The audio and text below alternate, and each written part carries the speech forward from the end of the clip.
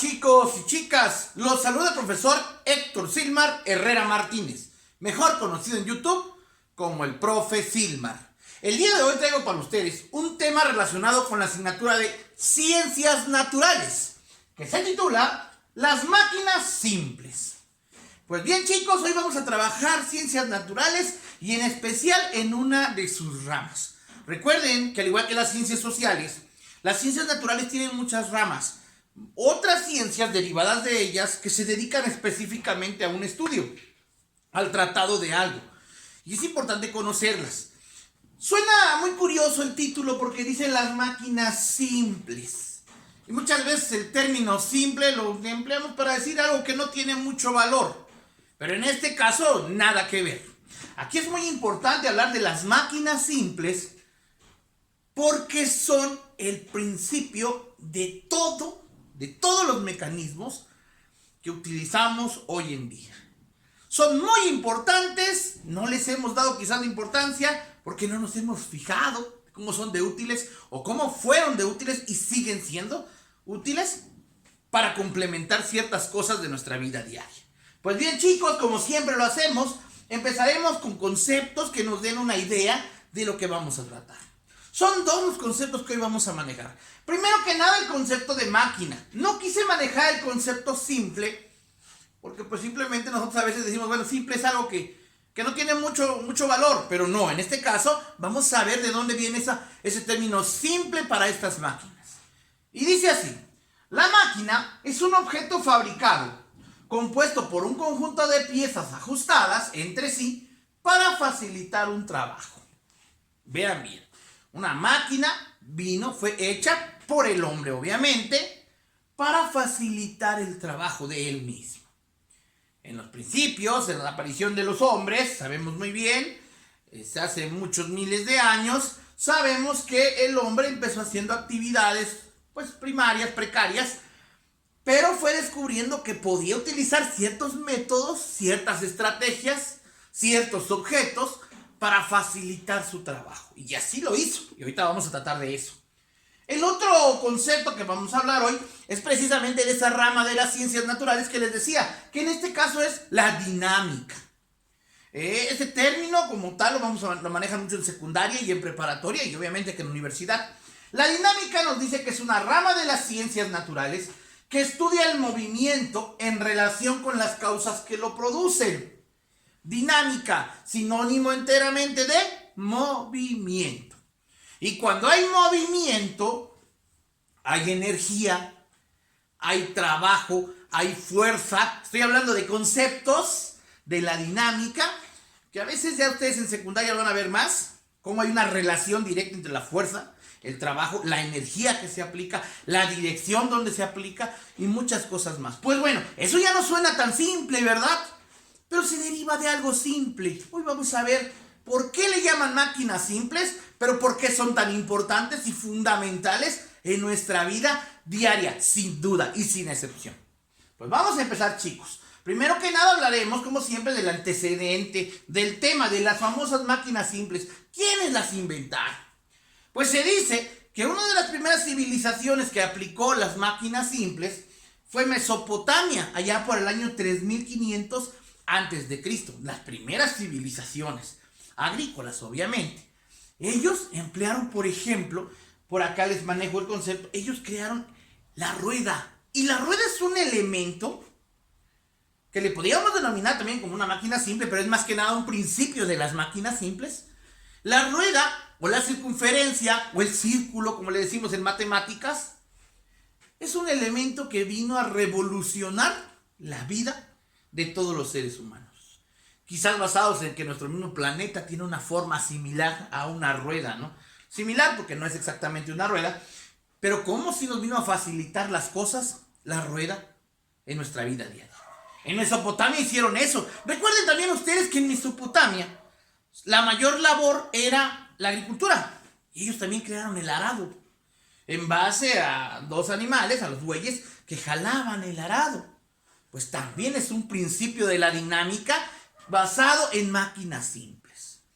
Vamos a empezar también diciendo, eso fue en Mesopotamia, fueron los primeros, según los antecedentes, son los primeros que aplicaron máquinas simples en su trabajo. Luego vamos a ir al siglo III antes de Cristo, ya mucho más cerca, muchos años menos. Fue en Grecia donde especialmente el filósofo griego Arquímedes le puso nuevamente especial interés a el concepto de las máquinas simples. Es más, él le puso ese término, máquinas simples. Y él entonces manejó lo que le conocemos como principios, que en ese caso en griego es principium, que quiere decir comienzo. Los mesopotámicos, al igual que otras culturas como los egipcios y todas las iniciales, aplicaron esas fuerzas, aplicaron esas máquinas simples, pero no les dieron el concepto. Fueron los griegos, Arquímedes específicamente, el que le dio el concepto de máquina simple y le buscó una relación, como les decía hace rato, con otros conceptos muy avanzados para ellos, como la aplicación de la fuerza, la dirección a donde se aplique, el peso, muchas cosas, muchos conceptos, que en este caso el griego Arquímedes fue quien le dio ese principio. No le estamos demeritando a los mesopotámicos, ellos lo aplicaron en su vida diaria, mas no se detuvieron a generar un principio del por qué. Se les hacía más fácil el trabajo y simplemente con eso ellos estaban satisfechos. Mientras que los griegos buscaron una explicación del porqué de esos conceptos o de esas estrategias que utilizaban los antepasados para facilitarse el trabajo. Y ahí nació el concepto de las máquinas simples. ¿Por qué se les llama simples? Porque no requieren de demasiados elementos. Veamos el concepto. Dice, máquina es un objeto fabricado compuesto por un conjunto de piezas. Aquí ya habla de un conjunto de piezas. Este concepto es como que ya más reciente. La máquina simple es utilizar lo menos posible los elementos. Posiblemente sea un solo elemento la máquina. Conjugado, ahora sí, con elementos de la física y la dinámica que hablan como la fuerza aplicada del ser humano o de algún animal. La fuerza, la energía que consuma, la aplicación, la dirección que tome. Eso sí ya son conceptos que nosotros tenemos en nuestro cuerpo, pero aplicados ya con un objeto, con un simple objeto. Por eso se llaman máquinas simples. Y fueron el principio de todas las máquinas que hoy utilizamos. De todas, en general. Tal vez ya en electrónica actualmente van a decir, no, pero para fabricar aparatos como los celulares, por ejemplo, para fabricarlos se requiere de maquinaria. Y esa maquinaria indudablemente va a utilizar los principios de las máquinas simples. Aquí tenemos un ejemplo, o mejor dicho, 5 ejemplos de las máquinas simples. Puede que haya otras, por ahí se maneja el famoso torno como una máquina simple, aunque ya no es tan simple como las que vamos a manejar aquí. Importante, chicos, antes de seguir avanzando, no olviden la rueda como el principio de una máquina simple. Pero un principio fundamental porque se derivó la gran mayoría de estos y se sirvió como un parámetro para empezar a trabajar. Empezaríamos hablando de la palanca. Ustedes en la vida diaria han escuchado muchas veces la palanca. Tal vez pues viene el carro, la palanca del carro. Bueno, pues tiene ese concepto también. Cuando giramos la palanca del carro, hacemos que por debajo, a lo mejor no lo vemos, pero por debajo en la famosa caja de velocidades, al momento de mover, se aplique una fuerza que haga que allá abajo se genere un cambio que va a moderar la velocidad o la fuerza del carro en su momento cuando se va a aplicar. Es una palanca. O cuando decimos, bájale la palanca de la luz, le bajamos la palanca. El bajarle la palanca genera un movimiento, como dice aquí, que genera un movimiento que aplica fuerza y que cambia las cosas. Por ejemplo, dice, la palanca es una barra rígida con un punto de apoyo. Sabemos todos, una palanca de luz, una palanca de un carro, la palanca del videojuego que ustedes tienen. Dice, aplicamos una fuerza y generamos el desplazamiento de objetos. En el término simple, ¿cómo lo usaban los mesopotámicos? Pues bien, había que mover a lo mejor un objeto muy pesado, una roca quizás. Y si la querían mover ellos con la fuerza así, aplicada de su cuerpo, no funcionaba. Descubrieron que a lo mejor metiendo una especie de vara, de estaca, de madera o de un metal más fuerte, de un material más fuerte, metiéndola ahí y generando, vean bien, metiendo aquí en la roca esto y generando esta fuerza para abajo, hace que se impulse la piedra. Y eso está comprobado científicamente. Eso es lo que hace la palanca. Es meter un objeto debajo de algo para luego aplicar la fuerza en esta dirección, en una dirección contraria, para empujar a otra dirección el objeto que queremos mover, que quizás no pudimos mover con nuestra fuerza directa, pero aplicado con una palanca y nuestra fuerza, la misma intensidad de la fuerza más aplicado con la palanca, se duplica, y por eso es que se puede funcionar. Así funcionan las palancas. Mecanismo de palanca diario, como decimos, el carro. Papá mueve la palanca de velocidades y debajo esto hace que mueva otra cosa ya y que se impulse. Baja la palanca de la luz, pues igual, de la misma manera. Hay muchas palancas. En este caso, lo utilizamos diario y sobre todo en la industria. Revolución Francesa, podríamos poner como un ejemplo, aunque actualmente podemos hablar de la industria, sigue utilizando la palanca para impulsar los objetos. Importantísima. Es una de las primeras máquinas simples. Luego vamos con la polea. La famosa polea. Dice que se consta aquí en este caso. Dijimos que la palanca únicamente es un artefacto, una especie de regla, de un aparato derecho, recto, que nosotros donde vamos a aplicar fuerza nosotros para mover un objeto. Únicamente un elemento. En la palanca ya hay dos elementos. Perdón, en la polea ya hay dos elementos. Una rueda y una cuerda. La rueda se dice que es acanalada. Es decir, tiene una especie de canal alrededor, en su circunferencia, y un eje obviamente en el centro. ¿Qué hace? Vean acá como ya viene el principio de la rueda. ¿Qué hace? Que tenga una función giratoria. Y la cuerda se coloca alrededor. Es muy común. ¿Dónde más se ha aplicado? ¿Dónde se aplicó desde hace miles de años? En la famosa polea para extraer el agua de los pozos. Cuando queremos extraer agua de un pozo, simplemente jalamos, vean bien, jalamos la cuerda hacia abajo, por un extremo, por un lado, y del otro lado va a subir la cubeta con agua, porque dice que aplica el cambio de direcciones y de fuerzas. Yo aplico la fuerza para abajo, de un lado, y el otro hace que suba. ¿Por qué es tan importante la polea? O es decir, emplear la rueda en forma de polea. Porque si eso lo hacemos en un simple, ponemos una madera, un madero, y lo ponemos así, la fricción haría que la cuerda se rompa antes de que suba el objeto. Más si es cuadrado, nos complicaría más el jalón, aplicar la fuerza. La rueda, al tener esa forma tan importante, vuelvo a repetir, que los mesopotámicos crearon, ¿vieron cómo se podían desplazar más rápido que teniendo una rueda cuadrada, digámosle así? No podían avanzar, pero la rueda vieron que desplazaba más rápido porque evita el rozamiento con una superficie. Lo facilita. Es muy poco el rozamiento. Lo mismo pasa con la polea. Al hacer esa aplicación de fuerza, la polea facilita que nuestra fuerza que apliquemos sea menor para poder extraer el agua. Si la queremos extraer solo así, nos va a costar mucho más que utilizar la polea. Esto lo puse como un simple ejemplo de los pozos, que en la ciudad muchos chicos de ustedes no conocen el pozo quizás, pero es un principio que se usaba mucho, se utiliza mucho en las comunidades, en las zonas rurales y desde los principios de nuestra existencia. Pero también tiene esa misma función de la polea los elevadores, esos que tanto nos gusta ir en los hoteles, a donde vamos, donde hay elevadores que nos suben los pisos que necesitamos, pues funcionan en base a poleas. No lo podemos ver porque vamos muy cómodos dentro de un cubículo, pero arriba de ese cubículo hay cuerdas que están impulsadas hasta arriba por poleas.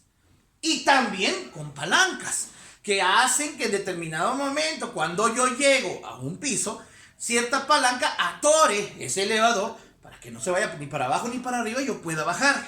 Una vez que me dio un tiempo determinado o que ya activaron para subir, esa palanca se vuelve a hacer un lado, deja libre y funciona la polea. El elevador aplica, además de muchas más máquinas simples, aplica dos, la palanca y la polea. Por ejemplo, también va a aplicar en este caso el famoso plano inclinado. ¿Qué es el plano inclinado? Van a decir ustedes. Como su nombre lo dice, es un objeto plano que tiene en el centro, se coloca exactamente a la mitad de un centro, de otro, para poder aplicar una fuerza de resistencia y peso. Este ejemplo, el más común que me gusta manejar con chicos de la edad de ustedes, es ese famoso juego que jugamos en los parques que se llama sube y baja, que si me pongo yo de un lado y del otro lado el compañero, y está en el centro, estamos justo al centro, la barra esa, si yo impulso peso más yo, haré que se suba mi compañero.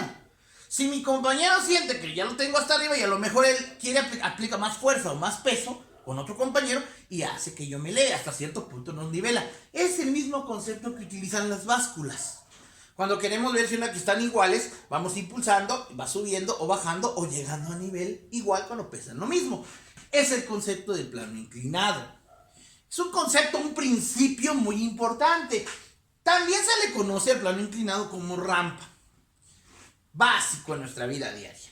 Necesitamos rampas para subir nuestros coches a nuestro garage. Rampas para cuando encontramos un tope en forma de rampa, para disminuir la velocidad de los que vienen manejando.